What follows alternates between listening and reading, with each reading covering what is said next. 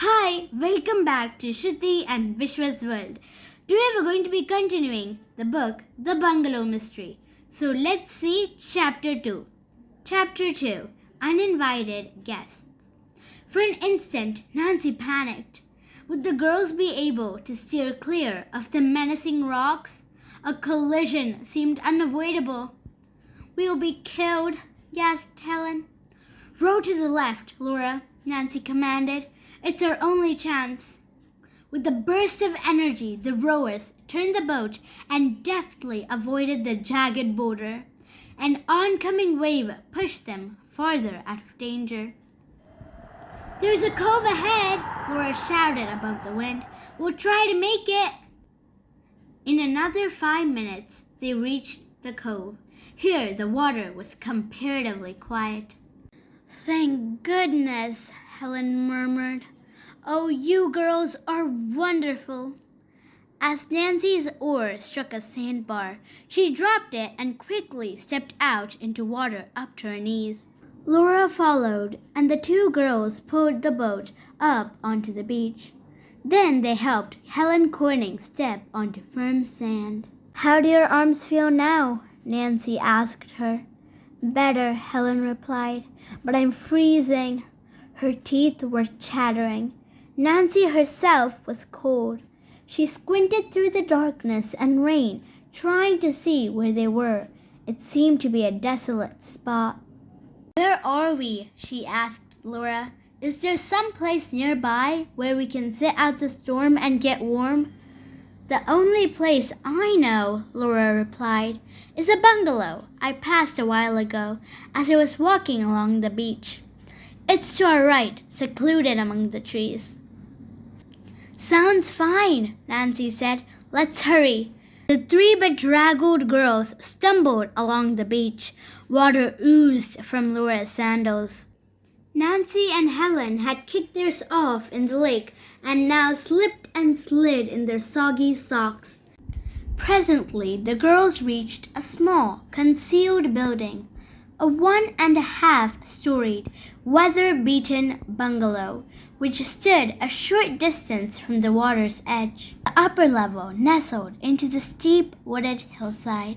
Since there was no light inside, Nancy assumed no one was there. She knocked. No answer. Nancy tried to open the door. It was locked. "Looks as if we're out of luck," said Helen. But Nancy was not easily discouraged, and she knew it was imperative for the girls to get warm. Her father, a well-known lawyer, had trained her to be self-reliant. He frequently handled mystery cases, and Nancy had often helped him in unearthing valuable clues. In addition, Nancy had solved some mystery cases on her own, one involving an old clock and another a haunted house.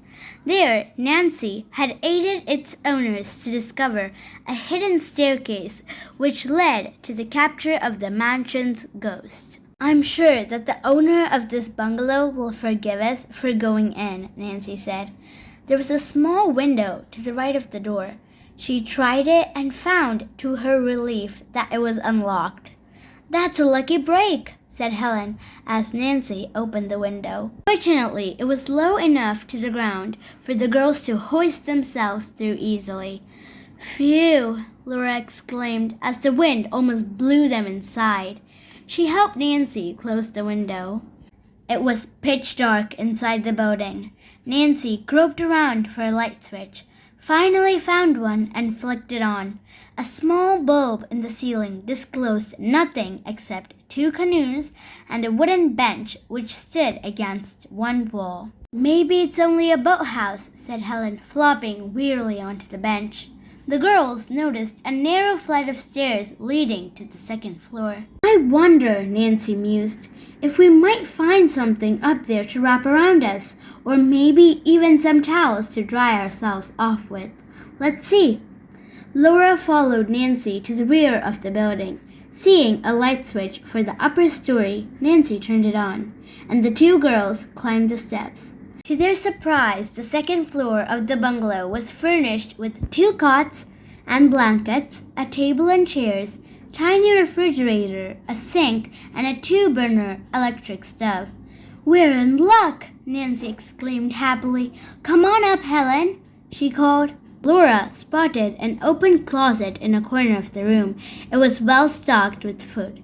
She held up a can of prepared cocoa. "Under the circumstances," she said, "I doubt that the owner of this place would object if we made something warm to drink." Helen and Nancy agreed. Within a short time, the 3 girls had taken off their wet clothing and were wrapped in blankets. Laura had turned on 1 burner of the stove and made hot chocolate. This is good," Nancy said contentedly. Both she and Helen again thanked Laura profusely for coming to their rescue and said they had been trying to get back to the Pinecrest Motel. "Are you staying there?" Laura questioned. "For a week," Helen replied. "My Aunt June is coming tomorrow. She was supposed to ride up with us Thursday from River Heights, where we live, but was detained. She's going to help design my dress for my marriage to Jim Archer. He's in Europe now, on business for an oil company. When he returns to the States, we'll be married." Nancy Drew asked Laura if she, too, was a summer visitor at the resort. When her question met with silence, Nancy was surprised to see tears gathering in Laura's eyes. "I'm sorry, Laura," Nancy said instantly. "You've been through a terrible ordeal. You should be resting instead of talking." "Of course," Helen agreed. Laura blinked her eyes, then said soberly, "You don't understand. You see, my mother passed away a month ago, and—" She could not continue. Nancy impulsively put an arm around Laura's shoulders. "I do understand," she said, and then told of losing her own mother at the age of 3. Helen added, "Nancy lives with her father, a lawyer, and Hannah Gruen, their housekeeper." "I'm an orphan," Laura stated simply. "My father was in a boat accident nearly 6 years ago." She explained that Mr. Pendleton's sailboat had capsized during a storm. He had been alone and no one had been near enough to save him. "That's why," Laura added, "I knew I had to save whoever was crying for help on the lake today. I love to walk in a storm." Nancy and Helen felt their hearts go out to the parentless girl. Not only was Laura brave, but also she showed great strength of character. "With whom are you staying now?" Nancy asked Laura. The girl looked troubled. "I'm alone at the moment. I checked in at the Montawago Hotel just this morning. But my guardian, Jacob Aborn, and his wife Marian are to arrive sometime this evening. They're taking me to their summer home at Melrose Lake. I believe it's near here." "Yes, it is," Nancy said. "Do you know the Aborns?" Helen asked. Laura said that she did not remember the couple. Her mother had frequently spoken of them, however. "You see, Mr. Aborn is distantly related to my mother, and it was her request that he become my legal guardian in case of her death." Laura gave a slight sob and then went on. "But no answer came from our lawyer's letter to Mr. Aborn, who was traveling." "How strange," Nancy remarked. "Finally, I wrote to Mr. and Mrs. Aborn myself at the Melrose Lake address," Laura said. "The truth was, I needed some money as a down payment on tuition at the boarding school I attend." "And they replied?" Nancy asked. "Yes, Mr. Aborn told me to come here, and he and his wife would meet me." Helen interrupted. "Then everything's settled, so you should be happy." The girl shook her head. "I feel I'm not wanted. The letter wasn't cordial. Oh dear, what shall I do?" Nancy gave Laura a hug. "You'll be at school, and during vacations you can visit friends, and you have a new friend named Nancy Drew." "Oh, Nancy, you're sweet." Laura smiled for the first time, but in a moment her mood became sad again. "Living that way isn't like having your own home. Mother and I had such wonderful times together." She brushed away a few tears. Nancy wanted to learn more, but saw by her waterproof watch that it was 6 o'clock. Laura would have to hurry off to meet her guardian. The sky was getting lighter and the rain had almost stopped. "We'd better leave," she suggested to Helen and Laura. The girls washed the cups and saucepan, dressed, and put the blankets where they had found them. Before leaving the bungalow, Nancy wrote a note of thanks to the owner, signing it, "Three Grateful Girls." As they were parting, Laura said, "If my guardians don't arrive, I'll call you and arrange a date for tomorrow." "Please do," Nancy and Helen urged and waved goodbye. When they reached the Pinecrest Motel, the two girls went at once to talk to Mr. Franklin, the manager. They told him about the sunken motorboat, expressing extreme regret, and assured him that their parents would pay for the craft. "Don't worry about that," the manager said. "We have insurance which takes care of such accidents. I'm just glad you girls were all right." At that moment, a short, thin woman swaggered into the office. Her print dress was mud-splattered, and she had lost the heel to one shoe. Her wet, bleached hair clung to her head in an unbecoming fashion.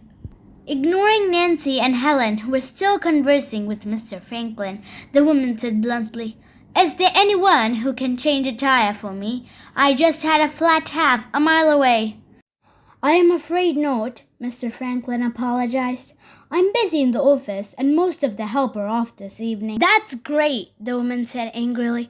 "What am I supposed to do? Walk to the Montaguo Hotel? I'm late already." Although Nancy thought the stranded motorist was being extremely rude, she nevertheless suggested that the woman telephone a nearby service station. "I'm sure they'll send someone out to help you." This idea was received with a snort as sparks of annoyance flashed in the woman's pale blue eyes.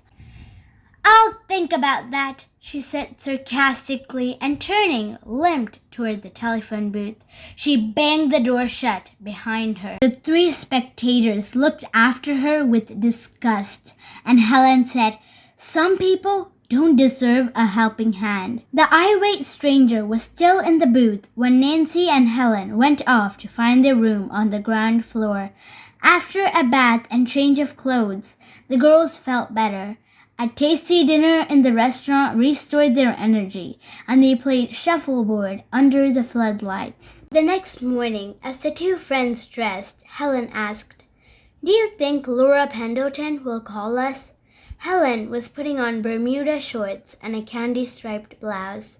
"I imagine so," said Nancy, "unless her guardian and his wife took her to Melrose Lake last night."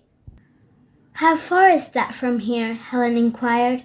Nancy consulted a road map. "About 25 miles," she replied. Then, as she was putting on loafers, someone knocked on the door. Nancy went to see who it was. Laura Pendleton stood in the doorway. She looked very pretty in a becoming pink cotton dress, but the girl's eyes were shadowed and she seemed highly distressed. "Oh, Nancy! Helen!" Laura exclaimed. "I just had to come see you as soon as I could." "We're glad you did," Nancy said. "Come in."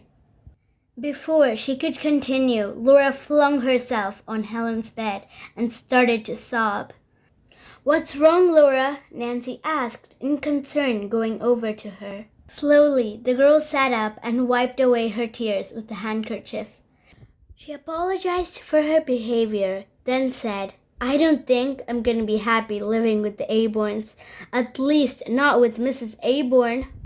Troubled, Nancy asked Laura whether the guardian and his wife had arrived the evening before. "Only Mrs. Aborn," Laura replied. "She came to my room about an hour after I left you girls. She was wet and in a very nasty mood. Apparently, she had a flat tire on the road and was delayed in getting help from some gasoline station." Nancy and Helen exchanged significant glances. Mrs. Aborn sounded like the woman they had met in Mr. Franklin's office. "What does your guardian's wife look like, Laura?" Helen asked with interest. "She's blonde, small, and thin, and I guess she was terribly upset about all the trouble she had had. I understood this and tried to make her comfortable in the extra bedroom, but..." Laura went on to say that Mrs. Aborn, instead of calming down, had become even more unpleasant. blaming the girl for making it necessary for her to drive to Twin Lakes in the bad storm. She said that Mary, my mother, had spoiled me, and I was going to have to tow the mark in her home. Oh, what will I do? Laura asked. Nancy did not know, but said Mrs. Aborn's behavior was inexcusable. Then she asked whether Laura's mother had known the guardian's wife well. Instead of replying to the question, Laura said absently, Mrs. Aborn called my mother Mary, but Nancy, mother's name was Marie. I hope you liked this chapter from the book, The Bungalow Mystery. If you liked this video, remember to subscribe to our channel and don't forget to hit the bell button. Bye! Thanks for watching!